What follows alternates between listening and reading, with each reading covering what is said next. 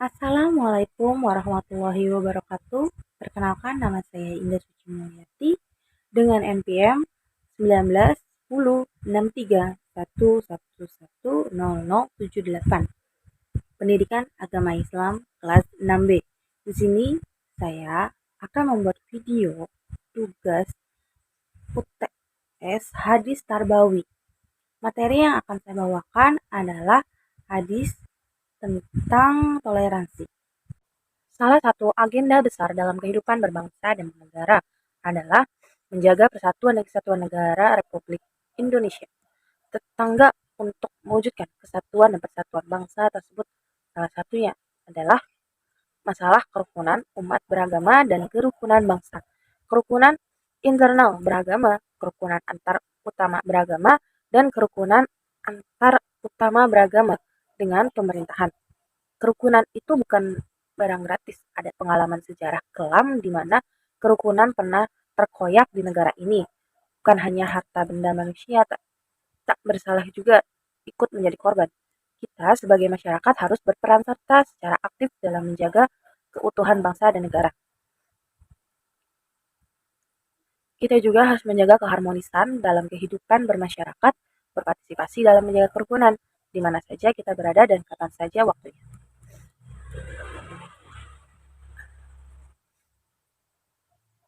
Bismillahirrahmanirrahim.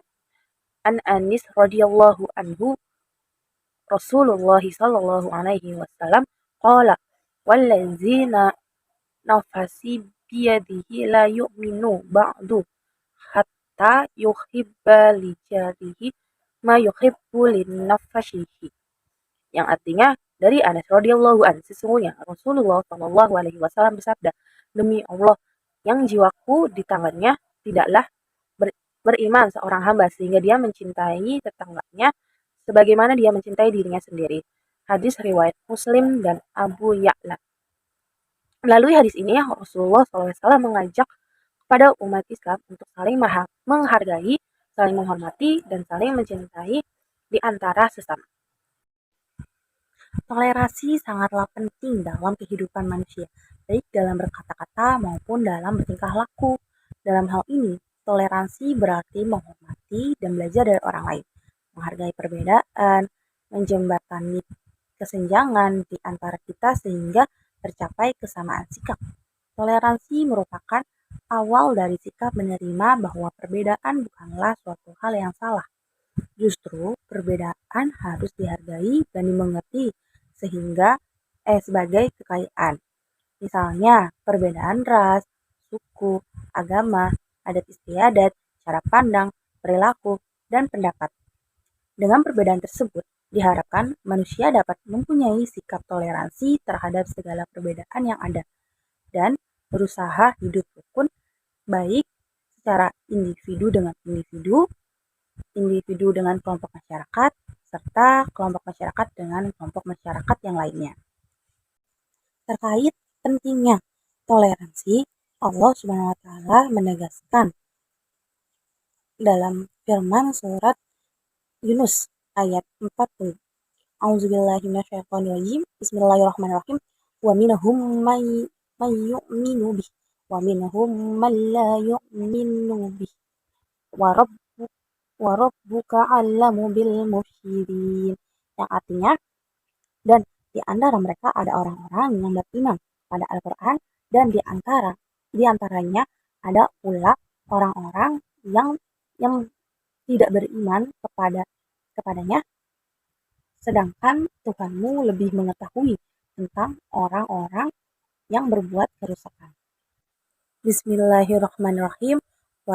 Wa in kadzabuka faqul li'alam amali walakum amalukum antum bariyuna mimma a'lamu wa ana bari'u mimma ta'malun, yang artinya, dan jika mereka mendustakan kamu, maka katakanlah bagiku pekerjaanku dan bagimu pekerjaanmu. Kamu berlepas diri terhadap apa yang aku kerjakan dan aku pun berlepas diri terhadap apa yang kamu kerjakan. Pada Quran Surat Yunus ayat 40, Allah Subhanahu wa Ta'ala menjelaskan bahwa setelah Nabi Muhammad SAW berdakwah, ada orang yang beriman kepada Al-Quran dan mengikutinya serta memperoleh manfaat dari risalah yang disampaikan, tapi ada juga yang tidak beriman dan mereka mati dalam kekafiran. Pada Quran Surat Yunus ayat 41, Allah Subhanahu wa Ta'ala memberikan penegasan kepada Rasulnya bahwa jika mereka mendustakanmu, katakanlah bahwa bagiku pekerjaanku dan bagi kalian pekerjaan kalian. Kalian berlepas diri dari apa yang aku kerjakan dan aku berlepas diri terhadap apa yang kalian kerjakan. Allah Subhanahu wa Ta'ala Maha Adil dan tidak pernah zolim. Bahkan dia memberikan kepada setiap manusia sesuai dengan apa yang diterimanya. Dari penjelasan ayat tersebut dapat disimpulkan hal-hal berikut. Yang A.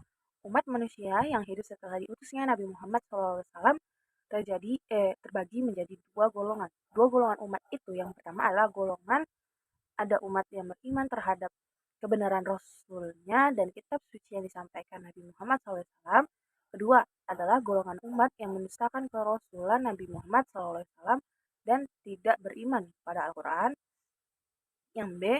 Allah Subhanahu wa Ta'ala Maha mengetahui sikap dan perilaku orang-orang beriman yang selama hidup di dunia senantiasa bertakwa kepadanya, begitu juga orang kafir yang tidak beriman kepadanya. Yang C. Orang beriman harus tegas dan berpendirian teguh atas keyakinannya. Ia tegar meskipun hidup di tengah-tengah orang yang berbeda keyakinan dengannya. Ayat di atas juga menjelaskan perlunya menghargai perbedaan dan toleransi. Cara menghargai perbedaan dan toleransi antara lain tidak mengganggu aktivitas keagamaan orang lain. Rasulullah SAW bersabda, An Abi Ani bin Amri radhiyallahu anhu, Rasulullah SAW qala khairul ashabi indallaha khairuhum li sahibihi wa khairul jibrani indallahi khairuhum li jarih. Yang artinya dari Ibnu Umar radhiyallahu anhu, sesungguhnya Rasulullah SAW bersabda, sebaik-baiknya sahabat di sisi Allah Subhanahu wa Ta'ala adalah yang paling baik di antara mereka terhadap sesama saudaranya, dan sebaik-baik tetangga di sisi Allah Subhanahu wa Ta'ala adalah yang paling baik di antara mereka terhadap tetangganya. Penerapan toleransi terhadap umat agama lain maupun tetangga harus kita terapkan dalam kehidupan setiap hari. Berikut ini beberapa bentuk penerapan sikap toleransi. Yang pertama, saling menghormati, memuliakan, dan saling tolong-menolong terhadap sesama tetangga. Yang kedua, saling membantu keperluan masing-masing tetangga. Yang ketiga, tidak memaksakan keyakinan kepada orang lain karena tidak dibenarkan agama dan akal sehat. Yang keempat, sabar dalam menghadapi sikap orang-orang yang mendustakan Islam sebagaimana para rasul terdahulu. Yang kelima, bergaul dengan sesama tanpa membedakan agamanya. Terima kasih, sekian materi yang dapat saya bawakan. Kurang lebihnya mohon maaf. Wassalamualaikum warahmatullahi wabarakatuh.